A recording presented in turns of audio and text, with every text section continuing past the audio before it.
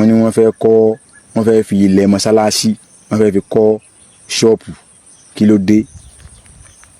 Ǹjẹ́ ní chief imam ṣe ń tó sọ pé wọ́n fẹ́ fi kọ́nu? Kò sí ń tọ́kan ọba pẹ̀lú ọ̀rọ̀ Islam. Ẹ sọ fún ọba kí wọ́n ó jókòó ara wọn jẹ́ kí wọ́n mọ̀ wọn ara wọn, kí wọ́n mọ̀ kó àbùkù bára wọn. Ojú tí gbogbo àgbáyé mùsùlùmí àgbáyé fi ń wò wọ́n, ojú alábùkù ni wọ́n fi ń wò wọ́n.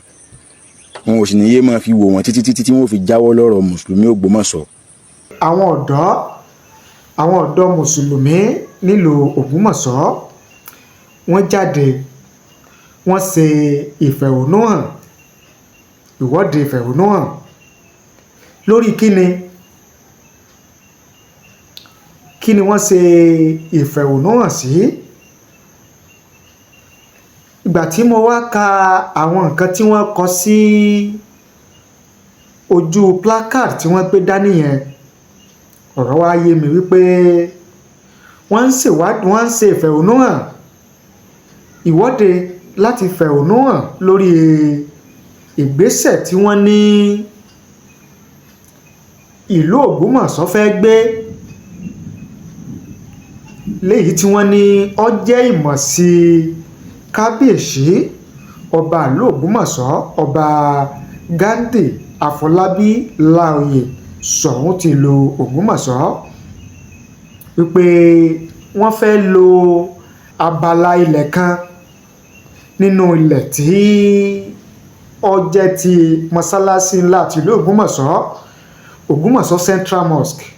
Wọ́n fẹ́ lò ó láti fi ṣe ìdàgbàsókè ìlú Ògbómọ̀ṣọ́, kí ìlú Ògbómọ̀ṣọ́ kó lè di àpèwáwò fún ọmọ bíbí ìlú Ògbómọ̀ṣọ́ àti àlejò ìlú Ògbómọ̀ṣọ́ àti gbogbo èèyàn káàkiri àgbáláyé, kí wọ́n lè wá máa dókòwò sọ̀rọ̀ ajé nílùú Ògbómọ̀ṣọ́, kí ìlú Ògbómọ̀ṣọ́ kó lè di àpèwáwò káàkiri àgbáláyé. Ìròyìn yẹn bí àwọn ọ̀dọ́ mùsùlùmí nílùú Ògbómọ̀ṣọ́ bí wọ́n ṣe wá jáde tí wọ́n ṣe ìwọ́de láti fi ẹ̀hónú wọn tako ìgbésẹ̀ tí wọ́n ní ìlú fẹ́ gbé. Oríṣiríṣi àwọn èèyàn ó ní wọ́n ti wá ń fi ìwòye àti èrò tí wọ́n hàn lórí bí wọ́n ṣe nílùú ń gbé ìgbésẹ̀ láti fi àwọn abala ilẹ̀ kan nínú mọ́sálásí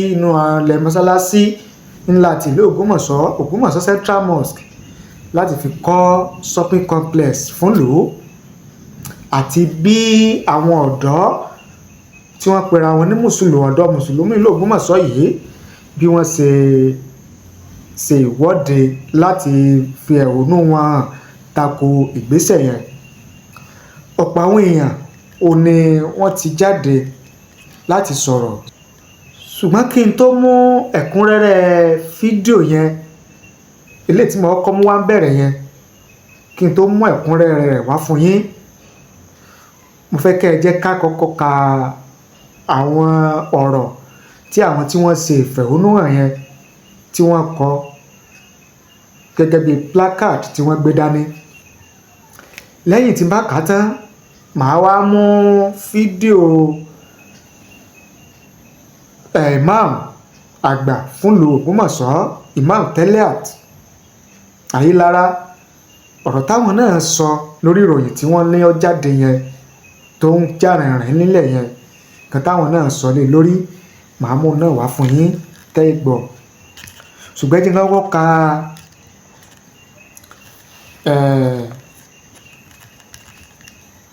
ohun tí àwọn ọ̀dọ́ ìlú Ògbómọ̀ṣọ́ tí wọ́n ṣèwọ́de yẹn tí wọ́n kọ sí ojú placard tí wọ́n gbé dání. Lára ohun tí wọ́n kọ ni wọ́n ti sọ wípé 25 years agenda of Pastor Ghandi is to destroy Islam. Ìkànnì yẹn. Òmíì sọ wípé gbogbo ẹ̀yin mùsùlùmí tí ẹ̀ ń lo ààfin, ṣé ẹ̀yin náà fi ọwọ́ sí kí wọ́n kọ́ ṣọ́ọ̀pù sí orí ilẹ̀ mọ́sálásí ni. Ìkejì nìyẹn. Lára ohun tí wọ́n tún kọ sí ara placard tí wọ́n gbé dání lásìkò tí wọ́n ṣe ìfẹ̀hónúhàn yẹn ò ní wípé enough is enough, stop targeting Islam and Muslims always. Òmí nìyẹn. Ọ̀kan sọ wípé Christianization agenda must stop in Ogbomoso. Òmí nìyẹn. Gẹ́gẹ́ bí ohun tí wọ́n kọ sí ara placard tí wọ́n gbé dání lásìkò tí wọ́n ṣèwọ́de ìfẹ̀hónúhàn tako ìgbésẹ̀ tí ìlú fẹ́ gbé yẹn ò nìyẹn. wọ́n ní wọ́n fẹ́ fi ilẹ̀ mọ́sálásí wọ́n fẹ́ fi kọ́ ṣọ́ọ̀pù. Kí ló dé? Ǹjẹ́ ní chief imam ṣe ń tó sọ pé wọ́n fẹ́ fi kọ́ nù? Kò sí ń tó kan ọba pẹ̀lú ọ̀rọ̀ ìsìláàmù. Ẹ sọ fún ọba kí wọ́n jókòó ara wọn jẹ́ kí wọ́n mọ̀ wọn ara wọn, kí wọ́n mọ̀ kó àbùkù bára wọn. Ojú tí gbogbo àgbáyé mùsùlùmí àgbáyé fi ń wò wọ́n, ojú alábùkù ni wọ́n fi ń wò wọ́n. Wọn ò sì ní yé máa fi wò wọ́n títí tí wọ́n fi jáwọ́ lọ́rọ̀ mùsùlùmí Ògbómọ̀ṣọ́. Wọn ò ní yé máa fi wò wọ́n tí wọ́n máa fi wò wọ́n nù. Ẹni wọn túwọ́ kó lọ́rọ̀ mùsùlùmí pàápàá lọ́rọ̀ ìmọ̀ bàbá ìmáàmù. Èèyàn ń bá fẹ́ lóhun ọ̀dọ́mọ ọlọ́mọ láàmú, ọmọ tiẹ̀ náà dààmú. Àní sọ jù bá ń lọ. Ẹ ń bá lóhun ọ̀dọ́mọ ọlọ́mọ láàmú, ọmọ tiẹ̀ náà dààmú, gan dààmú, kà kúrò lórí ìdààmú gbà kọ̀ọ̀kan. Ṣùgbọ́n oríṣiríṣi àwọn èèyàn ò ní wọ́n ti ń fi èrò tiwọn àti ìwòye tiwọn hàn lórí ìgbésẹ̀ yẹn.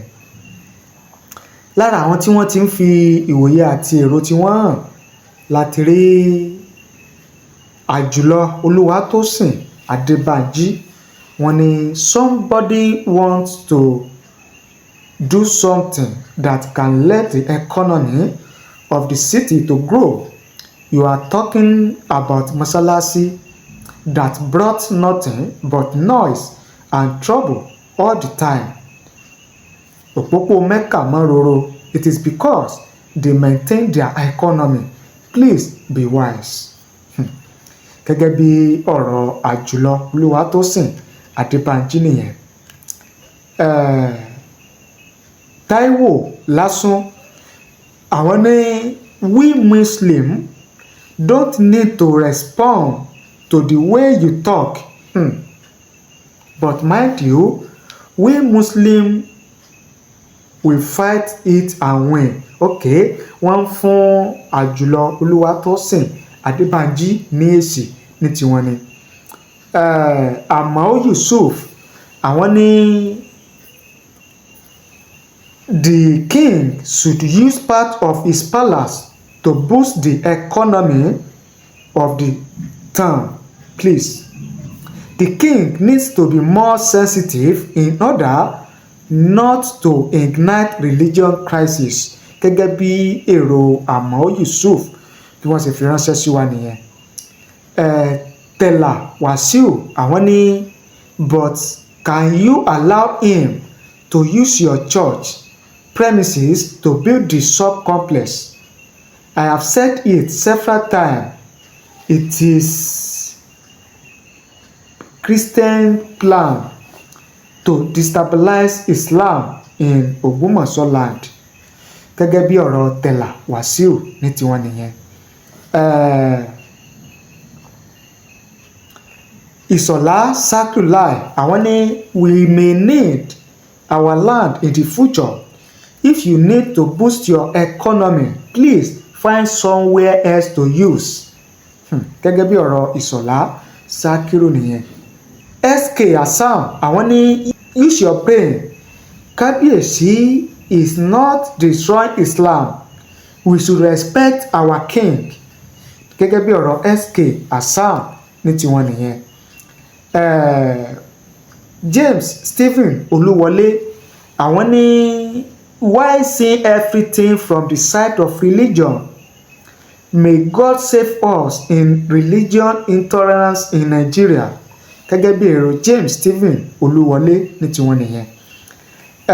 Abdulgani Ibrahim Ayọ̀bámi àwọn ní please wọ́n tún rawọ́ ẹ̀bẹ̀ please you guys should do your investigation very well.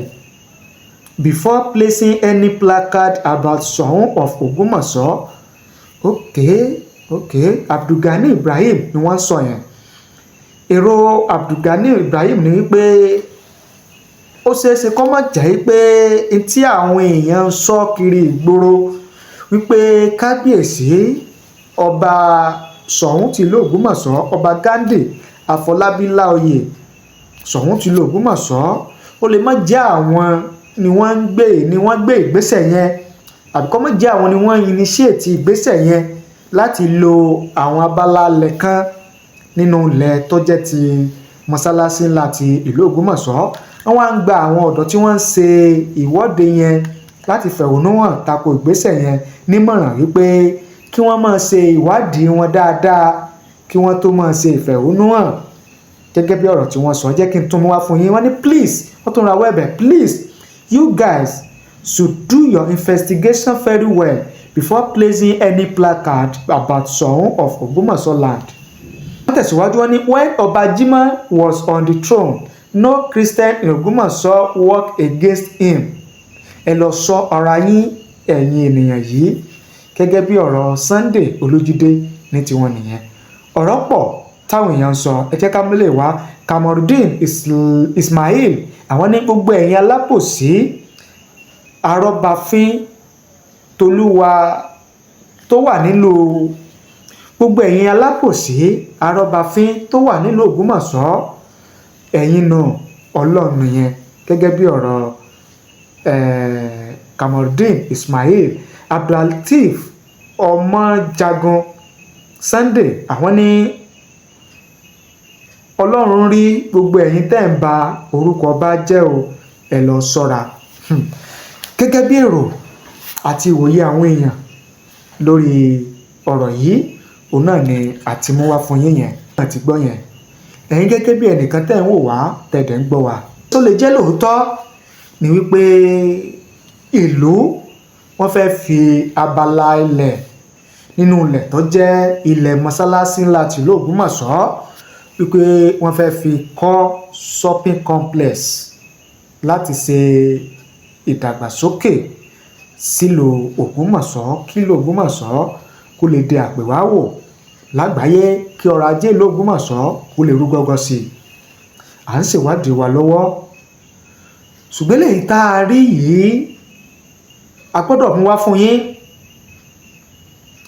Tá a rí yìí tá a mú wá yìí ló jẹ́ káwa náà wá tẹsẹ̀ bọ ìwádìí àti ọ̀fíntótó lórí ọ̀rọ̀ yẹn. Tá a bá wá bá bọ̀, a padà wá sórí ìkànnì yìí láti wá fi tó yín létí. Ṣùgbọ́n èrò àwọn èèyàn lóríṣiríṣi lórí ọ̀rọ̀ yẹn òun la mú wá fún yín yẹn. Ẹ̀yin gẹ́gẹ́ bí ẹnìkan, ṣẹlẹ̀ yìí só lè jóòótọ́ bí só lè ṣeéṣe pé ìlú àwọn wàá pé ọ̀gá o, àwọn fẹ́ lo àwọn abala ilẹ̀ kan nínú ilẹ̀ mọ́sálásí ìlú láti fi kọ́ shopping complex fún ìlú. Ẹ ká mẹ́rọ tiyín àti òye tiyín lórí ọ̀rọ̀ yẹn. Ẹ fi ṣọwọ́ sí wa láàyè comment nísàlẹ̀ fídíò yìí, a kà á sì ṣe àgbéyẹ̀wò rẹ̀. Ẹ ṣé bẹ́ẹ̀ ṣe ń wò wá, ẹ ṣé bẹ́ẹ̀ ṣe ń gbọ́ wá. Ẹ bá ní share rẹ̀ kó káàkiri àgbáláyé.